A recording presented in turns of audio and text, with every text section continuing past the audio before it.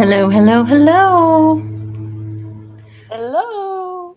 Welcome, my beautiful goddesses. Wonderful to see you here this evening. I'm just, we got some more people coming. Yay, I'm so Hello. excited. So let me make sure everybody gets in. And I want to put this on gallery view so I can see everyone's beautiful faces. All right, there we go. Yay, so wonderful. So, we are about to begin the second in this series. Um, I just want to, did you guys, you can give me a thumbs up. Did you guys get the notification that this is being recorded? Okay. I don't know. No? I Okay, don't Jessica, I know. didn't, but as long as it's Oh, some people, yes. then I feel confident. Last time I didn't do a very great job of the recording, and I do want to be able to offer it to people who maybe signed up and can't be here. And I apologize. My beautiful neighbor is mowing my lawn that hasn't been mowed in 3 weeks. So if you hear some background noise, I'm so sorry. I had a feeling this was going to happen. And as it is, life just throws us funny, wonderful things. So there we are with that. So you all know me, right? You know me. I'm Andrea, sanctioned teacher of the Pachakuti Mesa Tradition, and I do have my notes here. I'm a little more prepared this time than I was the last time, hopefully. So um, what what I want to start with is just a quick introduction of myself. So yes, Andrea Groves, Pachakuti Mesa Tradition sanctioned teacher. I am a Reiki master. I channel angelic liquid light healing essence. I am a shamanic healing practitioner as well. So I have all these tools in my toolbox, right? We got Sarah's back in. Okay, there she is. Hopefully she's here. So these are all the tools that I have in my toolbox. And with all of these things, I wrap up, I are wrapped up into the fact that I walk the shamanic path, right? This is really my calling. This is my true calling. And then also to be able to teach this and all of the other wonderful aspects of what I have learned up to now in life, right? So this is what I truly love to do and long to do.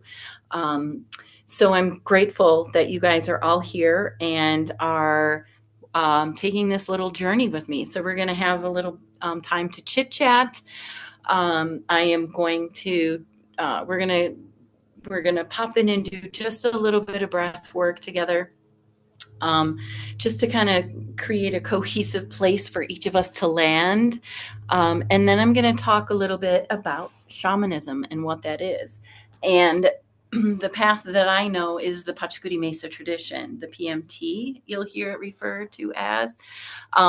Yet shamanism is as a whole is a wide range of different lineages and traditions. Sorry, my pants got stuck underneath of me. So let's just take a moment. And okay, Sarah, sorry your video's not working, love. I'd love to see your face. Yeah, I'm Um, sorry. but that's all good. No worries. So everybody just close your eyes for a moment. Let's just settle into our seats, settle into the place where we are. Just feel the support of the chair or the floor or whatever it is that your body is resting upon. And know that that is an extension of Pachamama, our beautiful Earth Mother. Pachamama supports us in all ways and in all things.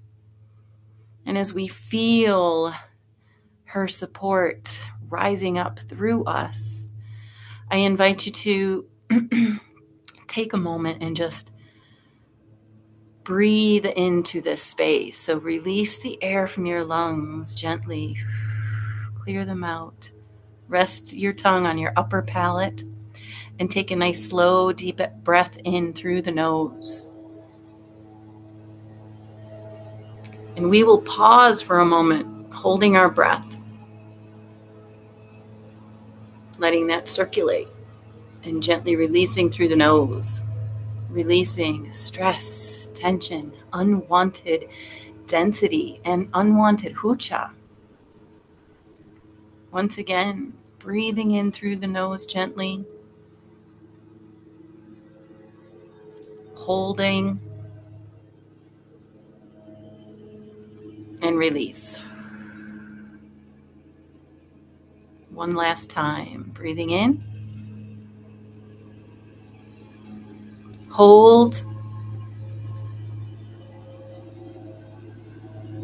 and on this release, fully feel your shoulders drop to the floor and relax completely. Release. And now that we are feeling a little bit more grounded, a little bit more centered, I would like to take a moment and have everyone introduce themselves. Sarah, will you be able to unmute your microphone to chat, even if we can't? Oh yeah, and look Oh, at my there she camera's even is. working. Oh my goodness. Yay. All right, I can't hear anybody. Hang on. I Can think I you have hear my me? volume all the way off. Okay. Yeah. Can you hear me? I can. So, my Okay, dear sister, I would love to start with cool. you because you are you are unmuted. So, what I'm going to ask from each of you, just say your name, where you're from, and then just a couple of sentences on what has drawn you to shamanism. So, go ahead, sister. Okay. Currently from Blaisdell. That's my newest address, which is wonderful. I love it. It's absolutely fabulous.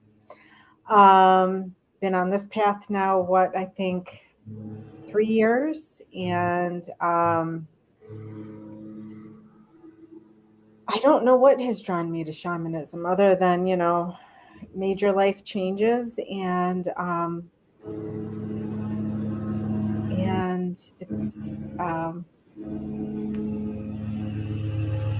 it's where I found my sisters. Yeah. I have a sister, and she's very spiritual as well. So, but now I have so many sisters and it's been very special. And those people have been there for me. You have been there for me. Jessica's been there for me. Other people in our circle have been there for me. So let's keep walking. Beautiful. Thank you, Sarah. Thanks. Jessica, I'm going to ask you to speak next, my dear.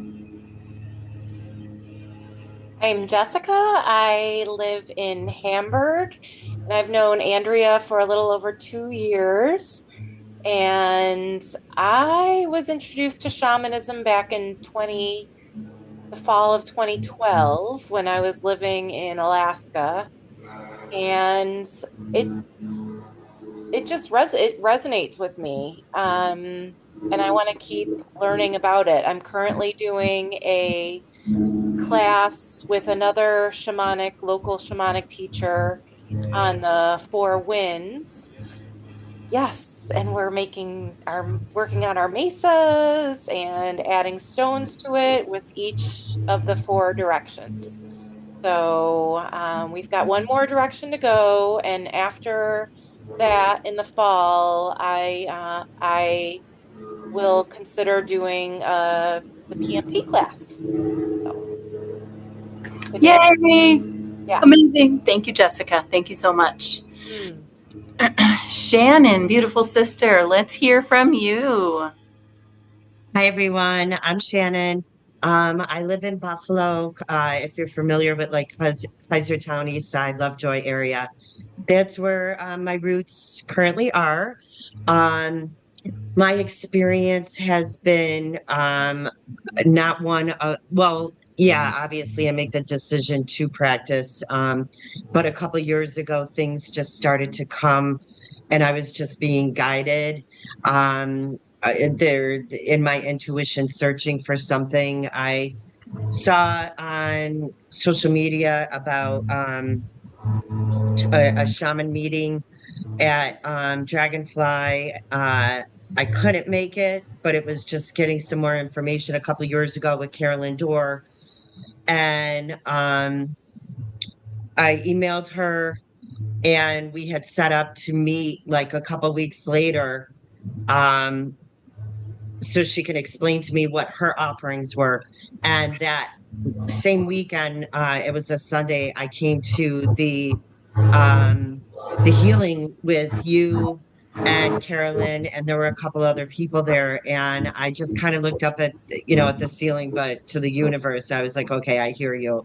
All right, I'll just keep going. So that's just kind of, I was searching for something and it kind of, the universe gave it to me. So I'm just following the path, that the bricks that the universe is laying down for me. Awesome, sister. So glad to see you here. Same. Thank you. Thank you. Annie, my beautiful love, we would love to hear from you.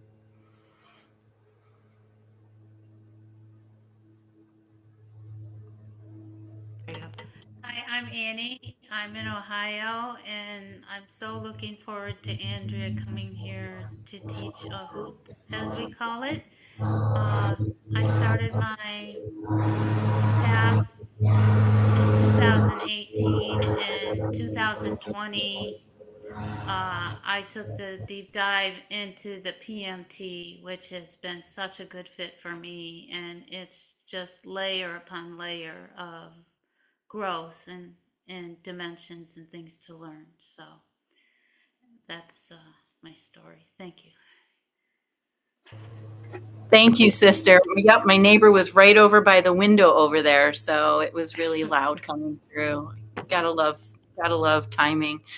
Yeah, so amazing shares. Thank you, really, all of you. So I had done this real quick as I was trying to, I want to make sure that the information that you get is succinct and makes sense, right? So in some of the musings that I came up with here was, so, what are the main reasons people find themselves on a shamanic path, right? And I love that, you guys touched on these things sort of already. So the first one that I wrote down here was sense of like higher purpose. Like there's just something more. There has to be something. There's something guiding, pulling my heart towards like being of service. There's a higher power, right? And even if we don't necessarily know what that higher power is trying to tell us, we know that it's tugging us in a certain direction, right? And that's usually one of the first indications, right? That maybe a shamanic path is what you need. And I feel like everyone needs to be and should be and can be on a shamanic path. I feel like we all have a shamanic self within us, right? It's just how courageous are we to actually listen to that little tug, to that little nudge of intuition, right? And it's okay if we don't, right? It's absolutely okay if we don't, or even if we skirt around it for years and years and years. So yeah, the second one is the wounded healer, which I think probably most of us can also attest to, right? We've gone through some darkness, some things, some dark, really deep, traumatic things in this lifetime. Maybe broken relationships, maybe abuse in different forms. Maybe it's difficult relationships with our families, right? All of these things, and I'm sugarcoating a little bit because I know how dark and dense some of the themes can actually get. So when we find ourselves climbing out of a situation like that through a dark time, and can triumph over that, right? Doesn't mean that we're not scarred. It doesn't mean that we're not completely unscathed, but it does mean that we braved it all and we're courageous of heart and have the strength to love ourselves, to get ourselves out. And a lot of times we just want to be there and show other people, hey, it might be bad, but you can do it. And it's never, ever too bad. There's never anything that you cannot overcome, right? And so I feel the wounded healer path also is another aspect that calls people to shamanism deeply, right? Just knowing that the love that you pour forward, that you feel after having gone through, trials and tribulations, that you can share that, and in that sharing, um, and in being vulnerable in that way, you allow people to see their own truth, right? Their own truth of who they can become. So yeah, beautiful. And then this by no means is the last thing, but I feel like these three kind of other top three that people talk about. And this third one is tribe, finding your tribe, finding your soul family, right? Sarah, I loved that you said you have a sister, you have a spiritual sister, right? Yet the group of people that you can find and find a deep connection with almost immediately when you connect within a group of shamanic peoples, it's like nothing ever felt before. It's immediate, it's intense, and it's forever. It doesn't go away, right? You know that you have a support system. One of the things that I love about being PM, a Pachakuti Mesa Tradition sanctioned teacher, and is that I've had the opportunity to travel to many different places across the country, also out of the country, in Peru as well, and able to cultivate these same types of relationships all throughout the country. I have little pockets of people that I love everywhere, right? Annie's one of them. Annie and I connected deeply in August over some gift items that she was raffling at a retreat that we both went to in Colorado. And in just a very short amount of time, just working together and seeing each other's hearts and what seeing what can be created, we formed a beautiful relationship. And so, like, here we are now, and we're on the precipice of starting an apprenticeship in Ohio. So that's going to be exciting. That's going to be amazing. So does anyone have any comments, or does anything bubble up with all of with anything that I've said so far? I want to make sure and give you guys an opportunity to chime in whenever you want. If you want, just unmute yourselves and you can say what you need. I definitely resonate with the wounded healer. For me, I was searching for um, support from trauma, like childhood trauma. And I mean, with therapy and everything like that, doing that, but like there was more of like a spiritual sense to it. So like finding that spirituality and finding my faith, that's where this kind of stepped into, it became the role for me. So definitely resonate with the wounded healer. Awesome. Thank you, Shannon.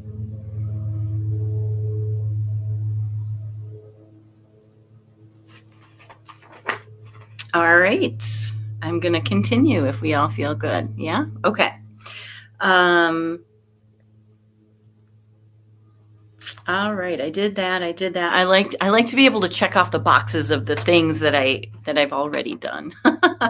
So there are 5 core principles for any shamanic path. So regardless of which lineage that you maybe are drawn to, here I talk about the PMT and the medicine wheel. I want to make a shout out to that right now because Jessica brought that in. I am also taking Carolyn Doerr's medicine wheel training right now, and she also is a Pachakuti Mesa Tradition sister. She went through the my original hoop with me back in 2021 to 22, and so here again, like, this is another beautiful way that we are continuing to deepen our relationship with each other. And Carolyn did shamanic healing circles. We did those for a couple of years.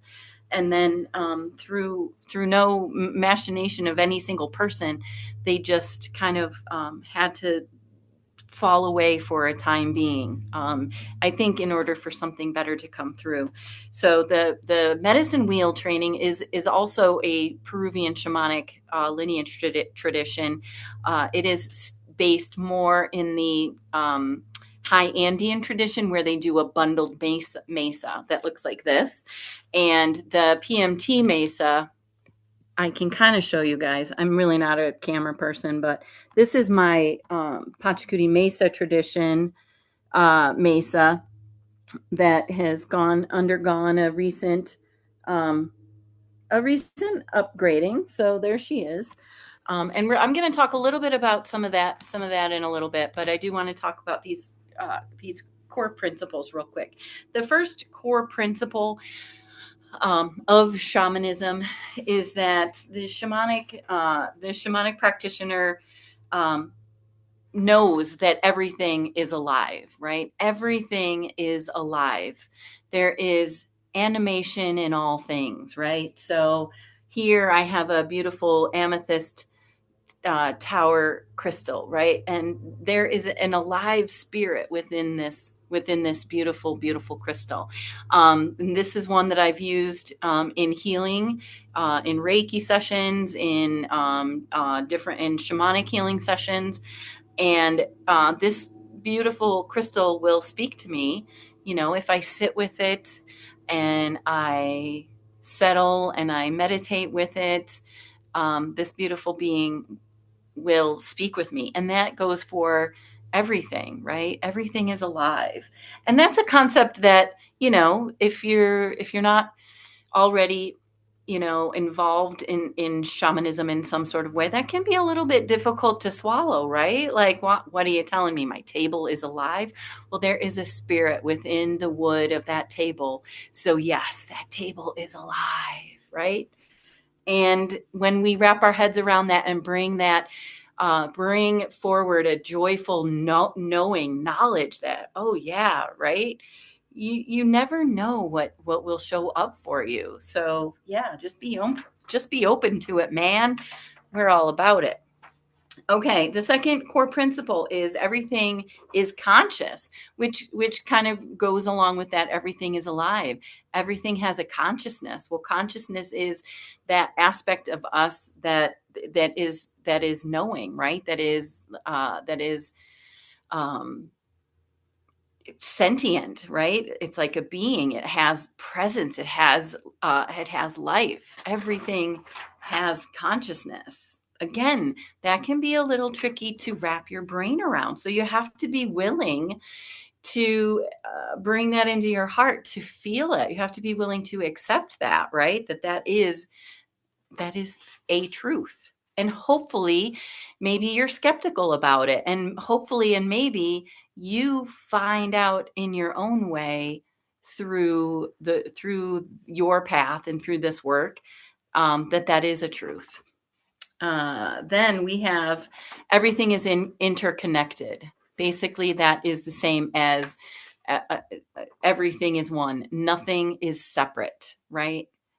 Nothing is separate. We've lived for so long with this knowledge that we've been told that everything is separate from everything else.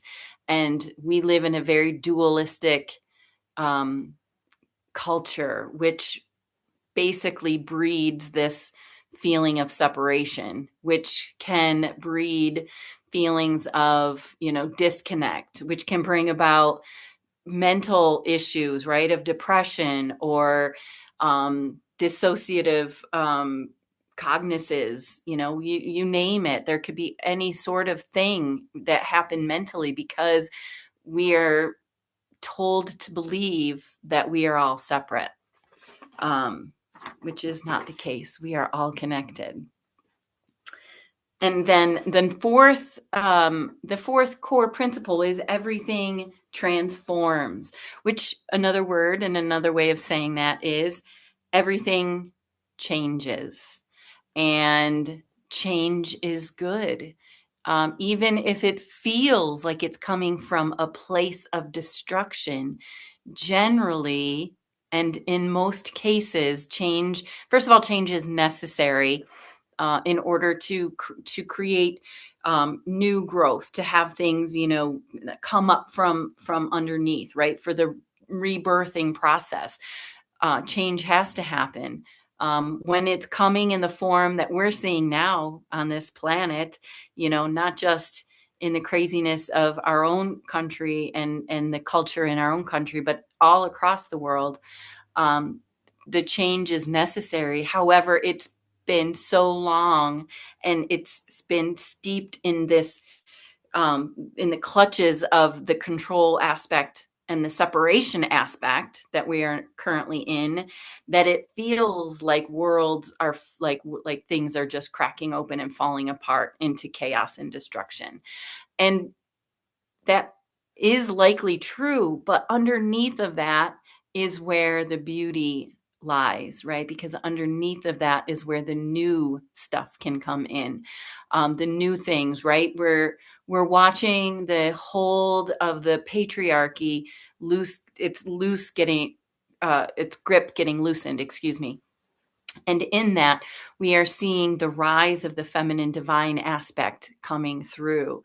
And what I mean when I'm talking about the rise of the feminine divine, it's not to change control from one side to the other. That's not what is needed at this time. What is needed with the rise of the feminine divine is an honoring of the feminine ways of nurture, nourish, communicate, and community, right? These are the things that are feminine aspects. And what we need to do is allow the masculine aspect to recognize their own feminine, the divine self within, allow that to be, and not to, chop it off and at the knees, so to speak. And also to allow the masculine divine to hold in a perfect container the outside of all of this sort of roiling thing that's happening, because the feminine divine is definitely arriving, right?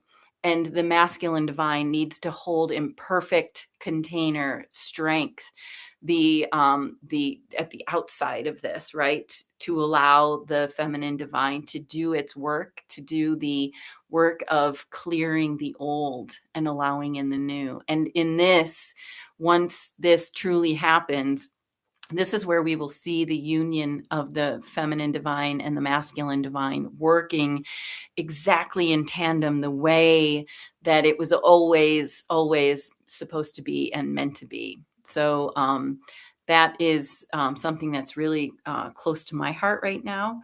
And I'm very much looking forward to whatever's coming, whatever's coming, come what may. Okay, sorry, I got on my little soapbox there a little bit, but everything must change. And so if you find yourself resisting change, I would also ask yourself, what is it that I'm resisting really, right? What is it? It's probably an underlying fear. And another thing that shamanism, especially the Pachakuti Mesa tradition, is really good at doing is allowing you to look at yourself as if looking at a mirror and seeing those things that maybe you think you haven't wanted to see, but to see them in a way that is palatable, so that it's not jarring, so it doesn't make you like want to go running screaming from the room, right? It shows you in a loving way maybe the things that you need to see in order to allow change to happen, so that the fear subsides and wonderful things come through. And the last core principle that we want to talk about is everything responds to focused intention. And I'm pretty sure that everyone here understands fully kind of what that means. I think everyone has, if you, at least if you haven't worked in with a shamanic tradition, specifically in its teachings, you likely know Reiki or have had some other form of training, maybe a modality training or of some sort. So it's with our focused intention, right? Our mind power, our thoughts create the world we want to live in, right? And so with our focused intention, we can absolutely do that. And that is one of the main goals of shamanism, is to be able to really have a impeccable trained mind, able to use discernment, right? Make good decisions and leaving our ego out of it. And these are, this is not something that is like, oh, hey, yeah, I'm just deciding to do this one day. And then all of the sudden, poof, yay. Oh, I've done it all because I talked about it or whatnot. No, that's not really how it works. A lot of these principles, there may be some that you resonate more with, and some that, are naturally a fit for you, but some that maybe takes a little bit longer to master and to uh, find the thing from within that allows you to be that what you are. So these are the 5 core principles of shamanism. Does anybody have any questions? I'll take a quick pause here for a moment, or any comments.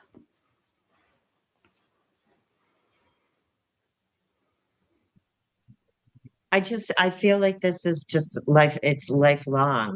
Like how you said, you know, I read some stuff or I listened and then poof, like it's not fast. It is something that evolves and develops and you start here and then you move to here and then you move to here. And I fully accept and understand that this is something that is just going to be a lifelong journey, whatever that looks like. If it's just for me or if I'm helping others, like this is literally a way of life. It is a mind opening way of life, being able to see brighter, different, louder, wider. I don't know. But yeah, that's cool. Beautifully said, Shannon. Thank Absolutely. You hit it right on. You hit it right on. It is. And that's why, shamanic path, right? And sometimes even, and I liked how you pointed out and said, you start here and then you move along. And sometimes you take a giant step backwards, right? Something maybe comes along in life and it just like, shakes things up, and maybe the foundations of who you thought you were, suddenly you're like, whoa, I totally lost it. I forgot. Whoa, and then after a time, you're able to get grounded again and see and work your way through whatever, life decided to throw at you. Yeah, it is a lifelong path for sure. 100%. And again, thank you for like, you're bringing that in, and, it was a necessary statement. So that's beautiful. There was something else I was just going to say, but I guess that was that. So I want to these are kind of the things that maybe, that we're talking about have kind of led you to this path. And the Pachakuti Mesa tradition, is the originator of the Pachakuti Mesa tradition is Don Oscar Miro-Quesada. He is a Peruvian born Alto Misayoc adept, and he ascribes he learned from 2 different lineages himself in Peru. High Andean work, which is the Pacacuna lineage tradition, which is the tradition more closely related to a bundled mesa. And then he also worked with the lineage of the northern coastal region, which they are the ones that they work and do a lot of healing ceremonies with plant spirit medicines and different things. And they use an open mesa, just like the one that I have here. So, and the Peruvian shamanism is based on the cosmovision, the pre-Columbian cosmovision, right? And calls on the aspect of the chascacunas, our star relatives. So some of this the concepts kind of get out there, right? They're kind of out there. But at the end of the day, it's really about honoring and loving and healing and being a steward to Mother Earth, right? We're here on this planet. We're solid beings of matter on Earth as her children. And so this path also represents that we are giving back to Mother Earth. So I want to throw out the concept of Aini, which is sacred reciprocity, is it's offering gratitude. It can be as little as just saying a prayer of gratitude, whispering it into the wind, and then blowing the gratitude up into the heavens, right? That's known as a fukui. That's a Quechua term from the PMT. Well, I mean, it's not just the PMT. Quechua is the indigenous language of the people who are descended from the Incas in Peru. So a fukui, that's an easy thing to do to give back, to give Aini. So within the Pachakuti Mesa tradition, you learn to create your own healing mesa. And the healing mesa is a reflection of who you are. It truly is. And sometimes it takes a little time to recognize that, to see that. But one of the beautiful things about the mesa is there's 5 foundational medicine pieces. They're also known as artes, or they can also be called kuyas. And these 5 foundational pieces represent the South, they represent the West, they represent the North, they represent the East, and they represent the center. So if you think about it, if you think of the South starting at the bottom of a square cloth on the ground, South, starting at the South and moving to the West, which would be to the left, and then all the way up north, then over to the East, and then to the center. So we're creating a spiral effect on our mesas, right? And that spiral effect is important within the cosmovision. I'm not going to get into the wherefores and whatnots of that because I'm offering a Ritual Cosmos half-day class throughout the summer, actually. My next one is going to be June 11th. That's going to be an online Zoom class.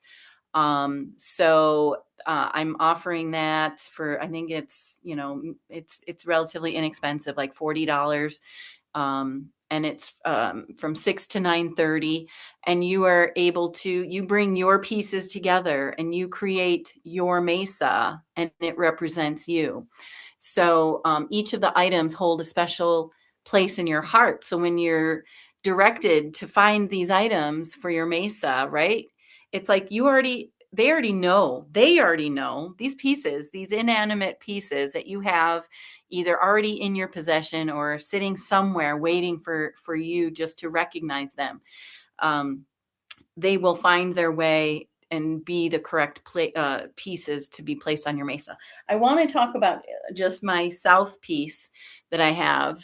Okay, so this is like a piece of turquoise, and there's something else in there too. I'm not really sure, but this piece actually came from Peru in 2018, and I don't believe I had my mesa at that time yet. I hadn't created my mesa. So I had created my mesa about 3 years before I took my own apprenticeship class with my teacher, Barbara Hallman. So I went to Peru in 2018 to meet with my niece for like basically a long weekend. I was there for 10 days, but her and I were connecting for only like for 3 or 4 short days. And then it only turned into like a day and a half. It was a crazy trip. I'll tell you about it some other time, but I want to talk about this piece because I was all alone in a country. I've never been in a country by myself before, a foreign country. The only other countries I had ever been in was like Mexico on vacation and Canada, which is right across the border here. So yeah, I flew into Peru by myself and I found myself, completely on my own, but I also loved every minute of it. And I was walking one day in one of the outdoor markets and a little terrified because, tourists, lone gringas walking around, you're given all the horror stories, but I was fine. No, nothing ever happened. And this piece literally, like, I walked into this like hut, and she had like a stall, and she had all of these beautiful crystals and just wonderful, beautiful pieces. And this piece literally, like, if it would have had like a bell around its neck, it would have been ringing like the bells of Notre Dame. Like, it was unbelievable. So like I went to it and I was like, oh, I need it. Oh, right. And so I didn't care how much it was. I was like, okay, just asking just for the heck of it, just to make it look good, right? So I don't even, I think I might have paid 30, like equivalent of like 30 or 35 American dollars. I don't even know. But this beautiful piece just is now sits on the south of my mesa. And it's the reminder of my first trip to Peru, and how fitting that it found its way. It was the first foundational piece that ever made its way onto my mesa. So it has a name. Her name is Ipsy. And you will also, find that throughout, if you, decide to walk the path of this particular lineage, I can't attest for how other lineages and how their healing altars might look, and how the relationship is, how you come to those relationships. I can only go by what I know. But I've come to know pretty intimately pretty much all the pieces on my mesa, or they've told me, hey, I need to be on your mesa, so you need to do that for me. So it's been a really wonderful, um, I want to say experiment. It's not an experiment though. It's been a wonderful way to see myself through these objects, right? And without the judgment of like all of the like, oh, that's what I look like today. Oh, geez, I didn't get enough sleep. I have black circles under my eyes. Or, oh, geez, I think I'm putting on an extra 5 pounds. Gosh, I don't know if I want to, be seen in public. Yada, yada, yada, whatever, all those crazy, mind game things that we play with each other. So this is a beautiful way to see the reflection of who you actually are, taking away all of the garbage and all of the things that other people have placed on us. So so that is my quick introduction here on this. And I just want to give anyone an opportunity for any final words. If you're interested in the despacho class, if you're interested in the ritual cosmos class, you all know how to get in touch with me. So you guys can let me know if that's something that you want to do. And I'm holding these now kind of monthly, these talks, and also the Ritual Cosmos half-day healing altar class, basic Mesa class. So if you know of anyone else that would be interested in listening to one of these quick talks, please send them my way. You can give them my email address or any of my contact information. And I'm happy to connect with anyone at any time. So anyone have any final words before we do a little guided meditation? Because you all get to have a beautiful little love fest for you before we leave for the night. When does the next class start? For the shamanism talk or for the Mesa class? Both. Okay, so the next, I have that information right with me. Amazing. Great. So the next talk on shamanism is going to be June 30th. And I think what I'm going to do, because I've had a couple people ask, I'm probably going to put the schedule of that on my Facebook page, and I'll probably pin it to the top. So the shamanism class will be right on top. And then the ritual cosmos class that I'm holding next is going to be June 11th. June 11th. And again, I'm holding those pretty much monthly, but I don't know how far out I have those scheduled. June 11th and July 30th are the next 2 dates that I have those. Also, if anyone, because you guys are all local, I would also be open to scheduling an in-person one. I mean, online is fine also, but please let me know if you would be interested in an in-person, and I can get that. I can absolutely schedule that. I like in-person ones better, only because of the fact that it allows, like with Zoom, it's kind of like everybody talks one at a time, and there's less of a chance of just opening up that interaction. So yeah, that's totally cool. But so yeah, thank you for that question, love. When is your next PMT training?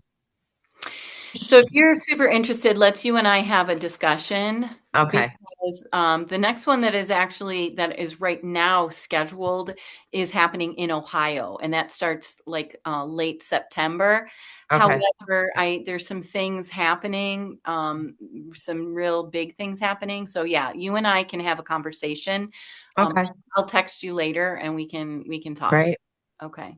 And Thank then my next question, between studying with Carolyn and then possibly looking at studying with you, does that work? I mean, I know the more the better, like that's amazing, but like, you. it does It work. works, Okay, it cool. works beautifully. And I'll tell you it's so that what you're learning with Carolyn with the medicine wheel, it's really sort of a focused intention of a type of healing with Okay. Pachakuti Mesa tradition. It's more of a bigger concept, right? Okay. So doing the work with Carolyn is a great precursor to then diving. This is a little bit deeper, goes a little bit bigger. So yeah, Okay, it cool. works perfectly. And the two lineages are really cohesive together. So yeah. Okay. Great. Beautiful. Yep. Thanks. I don't know if you want to get into this too much, Andrea. Texted with you before. Um, I just wanted to say that I really like your more feminine mesa, the pink background. I love it. So if you guys are cool with, okay, yeah, I can talk about it a little bit. So I had a little bit of a hiccup, I guess you could say, but it was more of a awakening of my own feminine divine, and I was recognizing that I was seeing so clearly how the masculine um, has the masculine side of everything has conceptualized everything that we do, right? Including our spirituality. And while I know this lineage is steeped in rooted in absolute love, and that's my term for unconditional love. I like to call it absolute love instead of unconditional, because absolute has the taste of positivity, and unconditional has some sort of, there's a negative connotation for some reason in there for me. And I wasn't seeing the feminine aspect within my own mesa, and I was seeing dark colors and vertical lines and just like structure, definitely structure, which is also necessary, but I wasn't seeing the feminine aspect as clearly as I would have liked. So, through some deep meditation and through having actually a discussion with Don Oscar, well, not a discussion per se, but the question was posed to him, on how do we bring forward the feminine divine, and not just offer it lip service, but to actually bring it forward, um, and work with it, with the medicine of the feminine divine. And he responded to my query, in a very most beautiful, wonderful way. And what I ended up doing was placing that dusty pink, colored, it was a scarf given to me by one of my beautiful sisters, and it's got beautiful roses and plant like things on it. And so I put that over top of my sort of more masculine mesa, which I felt that was wonderful. And then I just spoke to my medicine pieces on my mesa. And I'm not going to get into that too much, but I invoked the feminine aspect of the foundational pieces of my mesa. And then I allowed my mesa to, I put everything back together, and I allowed my mesa to just feel this new field with this feminine divine aspect really penetrating throughout. The other thing I did, and it's always important to know the lineage, where you're coming from. And so we have lineage cards that we utilize on our own mesas through the PMT, which are fabulous, but there's no women in that lineage. So this is a photo of my beautiful sister and mentor, Barbara Hallman. She was my PMT teacher. So I printed this out and I put it on my mesa. This is a photo of my beautiful mother when she was about 18 or 19. And this for me represents her potential, right? The aspect of everything that she had was right in front of her moving forward. And without her, I would have no life. So I put my mother on my mesa. And then I put my own picture because you know what? I'm in it right now and I'm beautiful and I deserve to be on my own mesa. So I did that as well. So these were just some aspects, very, small but powerful ways, um, for me personally to introduce, awaken, enliven the feminine divine aspect within my own mesa. And I feel like it's relevant, Jessica, that you brought this in that right now too, that more and more people are waking up to whatever it is that they are called to be stepping into, and we need to be bringing in the feminine divine right now, not 2 years from now, not 3 years from now. We need to see that aspect, front and center, and working side by side, hand in hand, in tandem with the masculine divine. It's not about putting down the masculine divine. It's not about gender either. It's not about male, female. However, unfortunately or fortunately, this is how our societies go. Yeah, so it's very exciting time right now, within the for me, and seeing how this moves forward with everyone. So thank you, Jessica. I appreciate that. All right. So I think we're going to have a little bit shorter, maybe, of a meditation, but maybe we'll go a few minutes over if you guys aren't too upset with that. All right. So what I'm going to ask you all to do is just get nice and comfy. Annie, did you have anything you wanted to say, sweetie? You've been quiet.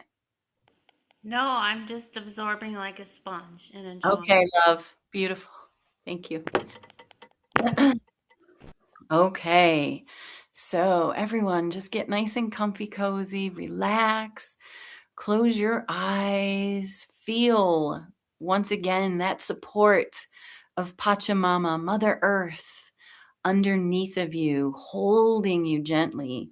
Feel her rising up, supporting you from behind.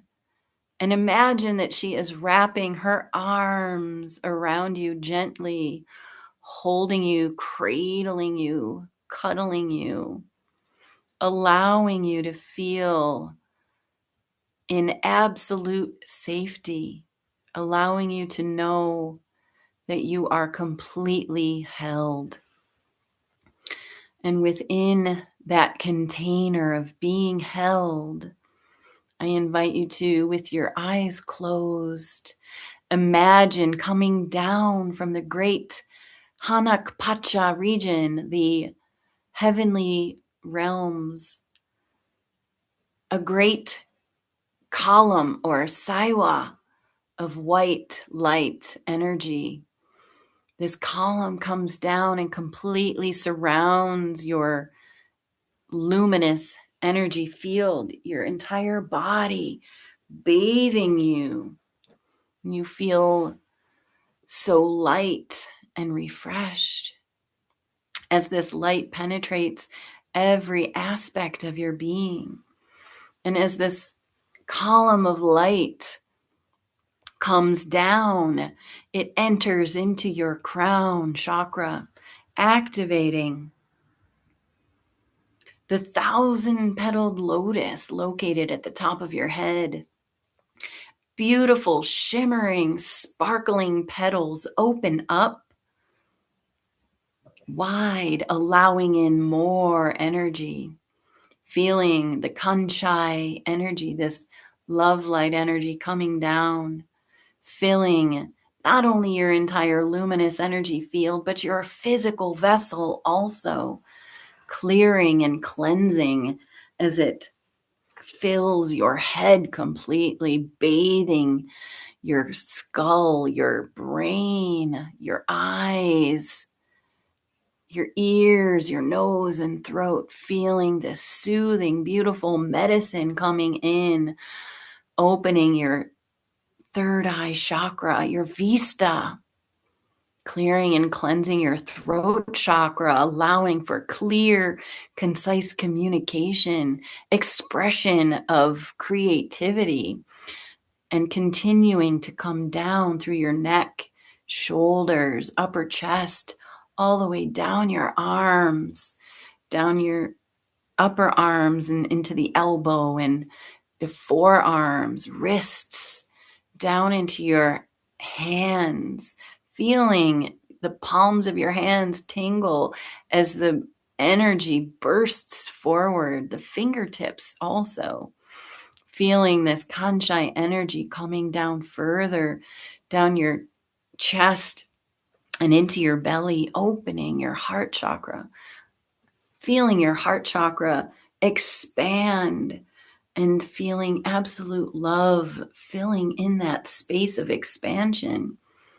Clearing and cleansing your solar plexus, your sacral chakra.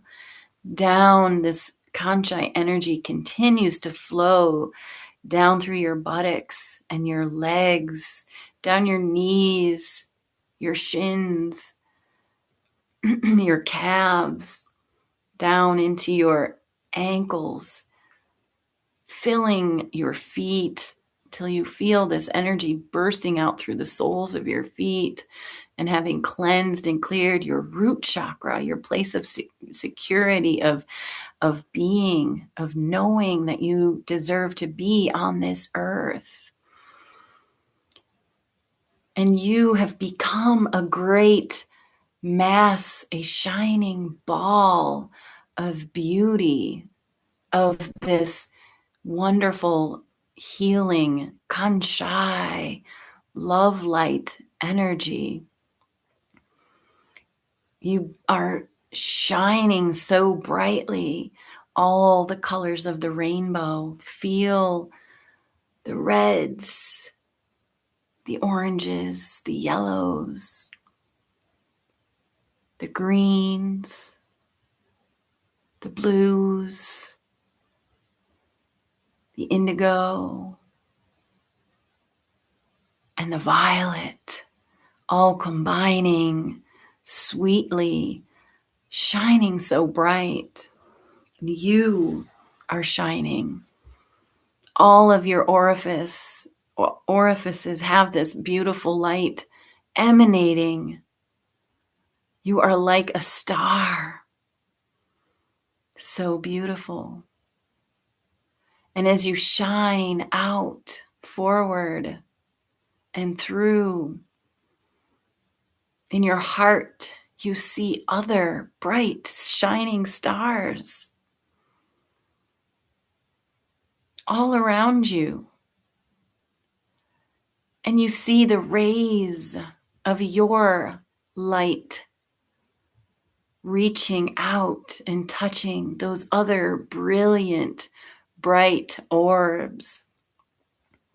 And their rays are extending out, expanding to you, and are touching you so that you cannot even tell where you leave off and they begin. We are one beautiful, giant, shining, intergalactic sun, shining with pure, unadulterated, absolute love energy. And this beautiful, giant orb of light shines down on to Mother Earth, touching her, bathing her, nourishing her, awakening her from within, awakening her womb space. She's hearing the call, the pulse. The time is now to activate the womb space within each of us and become our most pristine, feminine, divine warriors, while allowing our masculine, divine selves to hold perfect space with clarity and structure, so that whatever transpires within will not break up and disrupt and destroy forever. Offer yourselves gratitude for being part of the great awakening and for awakening the shamanic self within you. Inaya.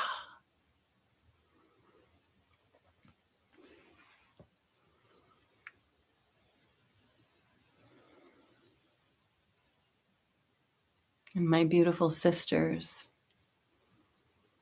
it's time to see those beautiful light rays begin to recede back into yourself. See yourself as the light fades back up into the Hanak Pacha, the heavenly realm. You feel yourself coming back into your physical vessel. You feel lighter, you feel cleared, you feel cleansed. And you feel the fire within your heart burning towards the goodness. Bringing your awareness to your breath, feeling the air move in and out, caressing your lungs, bringing that life-giving oxygen, I thank you. I thank you. I thank you. Bringing some gentle movement into your body, moving your head, your neck, your shoulders, a little sway to your upper body, here and there.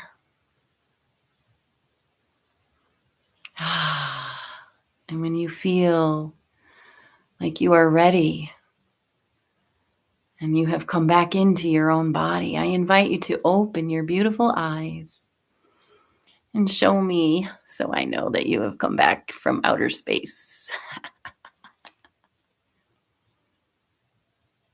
Lovely. There's no coming back.